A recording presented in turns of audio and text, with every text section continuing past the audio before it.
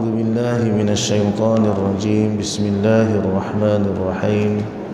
الحمد لله رب العالمين، والصلاة والسلام على أشرف الأنبياء والمرسلين وعلى آله وصحبه أجمعين. اللهم صل على سيدنا محمد الفاتح لما أغلق والخاتم لما سبق ناصر الحق بالحق والهادي إلى صراطك المستقيم وعلى آله حق قدره ومقداره العظيم. قال رب اشرح لي صدري ويسر لي أمري واحلل عقدة من لساني يفقه قولي.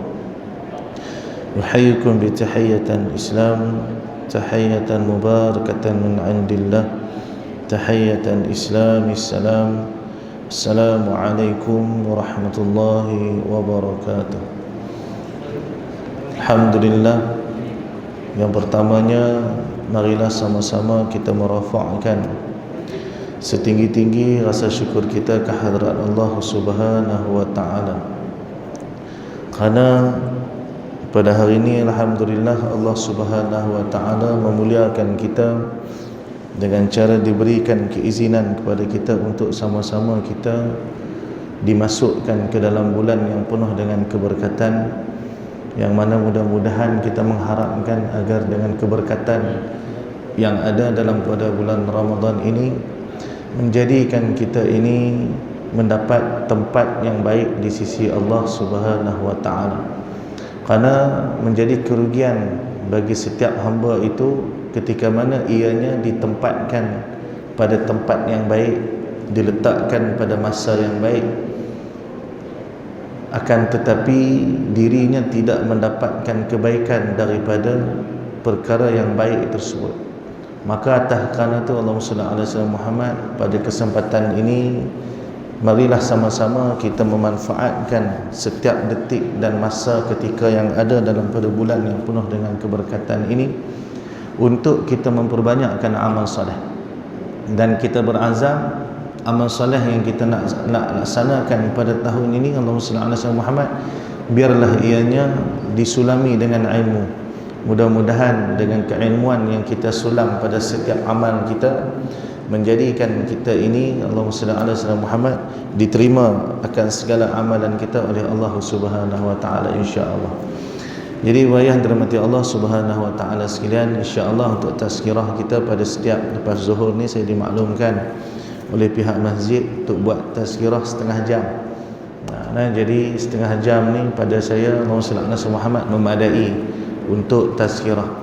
Karena tazkirah ni dia lebih kepada peringatan. Tujuan peringatan ni kerana kita manusia sering kali lalai.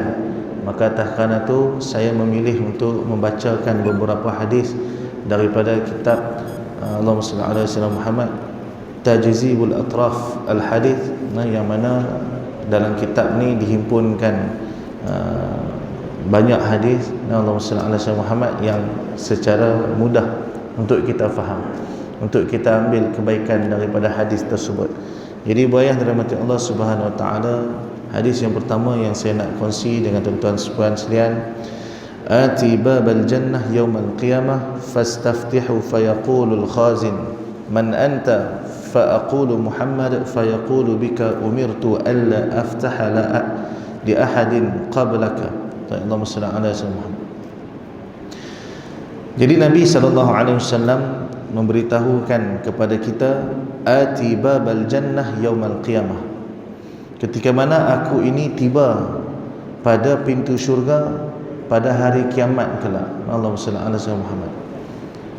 Fastaftihu fayaqulul khazin man anta.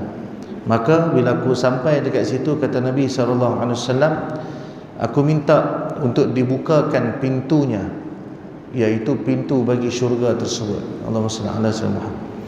Fayaqulul khazin, maka bertanyalah akan orang yang menjaga pintu itu, iaitu malaikah yang menjaga pintu syurga. Allahumma salli ala sayyidina Muhammad. Man anta, siapakah kamu? Malaikat tanya kat Nabi, siapa kamu? Allahumma salli ala sayyidina Muhammad. Fa aqulu, maka aku pun menjawab, Muhammad, akulah Muhammad. Allahumma salli ala sayyidina Muhammad. Fayaqulu bika umirtu alla aftaha li ahadin qablaka.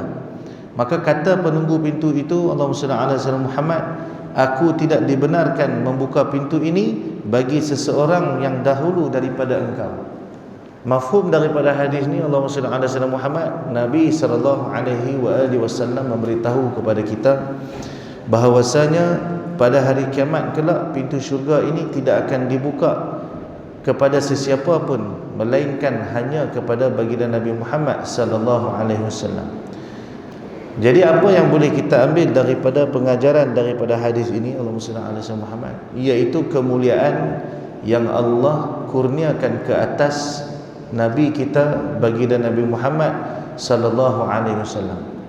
Dimuliakan Nabi sallallahu alaihi wasallam ni dengan cara ketika mana Nabi merupakan rasul yang paling akhir, akan tetapi yang diizinkan untuk masuk ke dalam syurga terlebih dahulu adalah baginda Nabi Muhammad sallallahu alaihi wasallam. Maka kita sebagai umat baginda Nabi Muhammad sallallahu alaihi wasallam adalah merupakan umat yang mendapatkan keuntungan daripada kemuliaan yang ada pada baginda Nabi Muhammad sallallahu alaihi wasallam. Maka atas kerana daripada hadis ini, Allahumma salli ala sayyidina Muhammad, saya nak mengajak ibu ayah sekalian, tuan-tuan perempuan sekalian, untuk sama-sama kita ini merasakan kemuliaan yang telah pun diberikan oleh Allah ke atas kita sebagai umat baginda Nabi Muhammad sallallahu alaihi wasallam. Maksud merasakan kemuliaan ini ialah bila mana kita mengambil segala kemudahan yang telah disediakan oleh Allah untuk kita mendapatkan kebaikan di akhirat kelak. Seperti mana seorang VIP yang telah diberikan kepadanya kemudahan, kesenangan untuk berada, untuk memudahkan akan segala urusan keduniaannya. Begitulah sebagaimana kita ini yang telah pun dipilih oleh Allah untuk menjadi VVIP di akhirat kelak.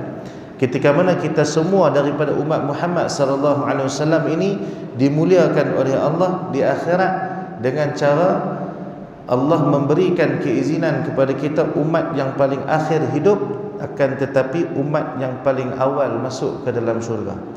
Karena setiap umat ini akan dimasukkan ke dalam syurga bersama dengan rasul-rasulnya. Jadi buayah dirahmati Allah Subhanahu wa taala sekalian, dengan kesempatan masa kehidupan kita di atas dunia yang Allah berikan keizinan kepada kita untuk kita ini dihidupkan sebagai umat Muhammad sallallahu alaihi wasallam. Kadang-kala kita merasakan kita ini nak dibandingkan dengan umat yang terdahulu yang dikurniakan dengan umur yang panjang. Kita mengatakan dengan umur mereka yang panjang, amal kita tak mampu menandingi akan amal yang dibawa oleh umat-umat yang terdahulu. Sedangkan pada sekiraan ganjaran pahala yang Allah kurniakan kepada kita, Allah melimpahkan kebaikan dengan seluas-luas kebaikan. Ketika mana amal yang kita laksanakan adalah amal yang sedikit, akan tetapi ganjaran pahala yang dikurniakan Allah kepada kita adalah ganjaran yang berlipat kali ganda. Apatah lagi bila kita masuk dalam bulan Ramadan, yang mana dalam bulan Ramadan ini dijanjikan kepada kita akan suatu malam, yang mana pada malam itu amalan kita ini adalah lebih baik daripada 1000 bulan. Allahumma salli ala sayyidina Muhammad. Bermaksud ketika mana Allah menyembunyikan malam tersebut daripada sepengetahuan kita, melainkan kita hanya akan mengetahui tentang malam tersebut pada keesokan hari, bukan pada malam itu, sebagai nak memberikan kepada kita isyarat bahawasanya dengan setiap masa peluang kesempatan yang Allah kurniakan ke atas kita di atas muka bumi ini hendaklah dimanfaatkan dengan sepenuhnya tanpa kita mengira pada ketika mana amalan kita itu akan dilipat gandakan oleh Allah Subhanahu wa taala.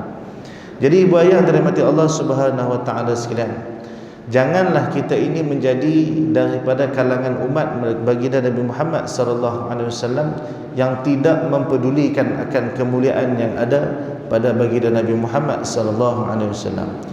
Jadi apakah yang terlebih dahulu untuk kita laksanakan sama-sama sebelum kita ini dapat sama-sama mengambil kebaikan daripada kemuliaan yang ada pada Rasulullah? Yang pertama sekali, kita sebagai umat Nabi perlulah merasakan betapa tingginya kemuliaan yang Allah kurniakan kepada Rasulullah sallallahu alaihi wasallam.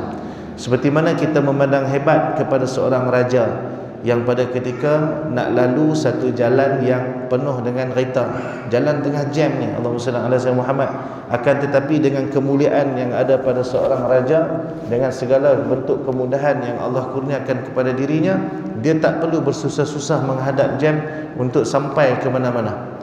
Jadi begitulah keadaannya ketika mana di mahsyar, dalam keadaan umat manusia yang datang daripada zaman Nabi Adam alaihi salam sehingga kepada penghujung zaman manusia hidup di atas muka bumi, maka seramai itulah manusia yang berkumpul di mahsyar kelak.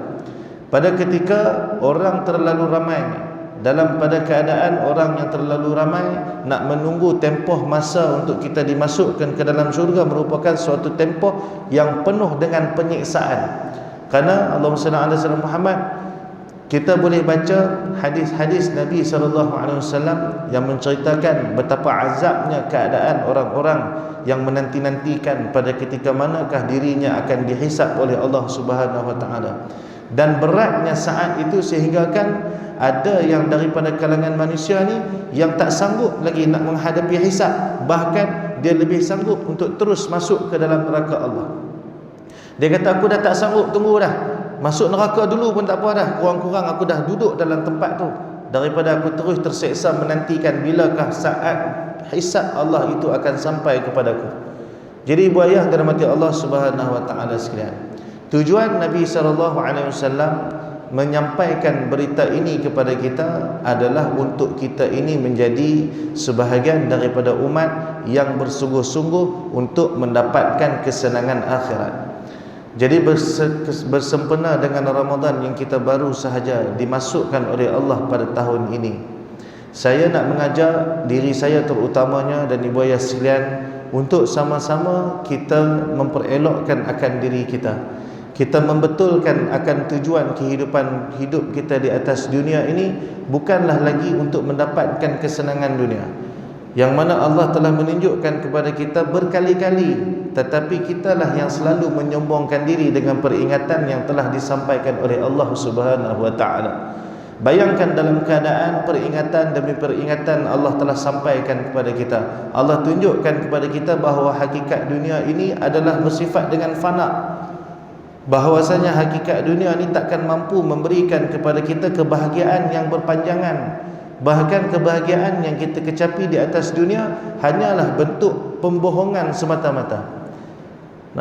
Maksud pembohongan yang Allah SWT Muhammad, benda tu memberikan kepada kita harapan yang palsu. Pada ketika kita dikurniakan oleh Allah akan kenikmatan di atas dunia, kita menyangka nikmat itu akan berkekalan disebabkan dengan kebaikan diri kita. Kita akan menyangka kebaikan itu akan terus berkekalan pada sisi kita tanpa boleh diambil oleh Allah kenikmatan tersebut. Dan pada ketika kita lupa, pada ketika itu Allah mengambil semula nikmat itu, bertujuan untuk mengingatkan kepada kita bahawasanya kenikmatan ini bukanlah engkau untuk engkau pegang, akan tetapi untuk engkau menikmatinya sahaja, merasakan betapa hebatnya kebesaran aku. Jadi dalam pada ketika Allah memberikan kepada kita kebaikan demi kebaikan, kenikmatan demi kenikmatan, mengapakah dalam kehidupan kita masih lagi tidak mampu untuk merasakan kebesaran dan kehebatan daripada Allah Subhanahu Wa Taala? Kenapakah kita masih lagi tidak mahu memuliakan baginda Nabi SAW yang telah pun menyampaikan berita tersebut kepada kita, yang berusaha dengan sesusah payah, dengan sedaya upaya untuk menjadikan kita ini faham akan hakikat dunia ini yang hanyalah sementara. Jadi ibu ayah Subhanahu Wa Taala, ibu ayah dirahmati Allah Subhanahu Wa Taala sekalian, Allah Subhanahu Wa Taala menyebut di dalam Quran, inna akramakum indallahi atqakum. Sungguhnya yang paling mulia di sisi Allah daripada kalangan kamu adalah yang paling bertakwa daripada kalangan kamu. Jadi kenapa Nabi diangkat sedemikian, dimuliakan oleh Allah sehingga pada tahap yang sedemikian, sehingga kan tak ada orang lain yang boleh membuka pintu syurga melainkan hanya Rasulullah sallallahu alaihi wasallam. Allahumma salli ala sayyidina Muhammad. Kerana tingginya takwa yang ada pada diri baginda Nabi Muhammad sallallahu alaihi wasallam. Takwa ini diukur pada seberapa berat kita ini mengambil berat akan kehendak Allah. Apa yang menjadi kesukaan Allah menjadi kesukaan kita. Apa yang menjadi kebencian Allah menjadi kebencian kita. Sebab itu ketika mana kita mencintai Rasulullah, sebenarnya kita telah pun mencintai Allah. Kerana yang paling dicintai oleh Allah adalah baginda Nabi Muhammad sallallahu alaihi wasallam. Jadi nak memperbanyakkan cinta kepada Rasulullah, mestilah bermula dengan selalunya kita ini melazimkan diri menyebutkan nama baginda Nabi Muhammad sallallahu alaihi wasallam dengan selawat.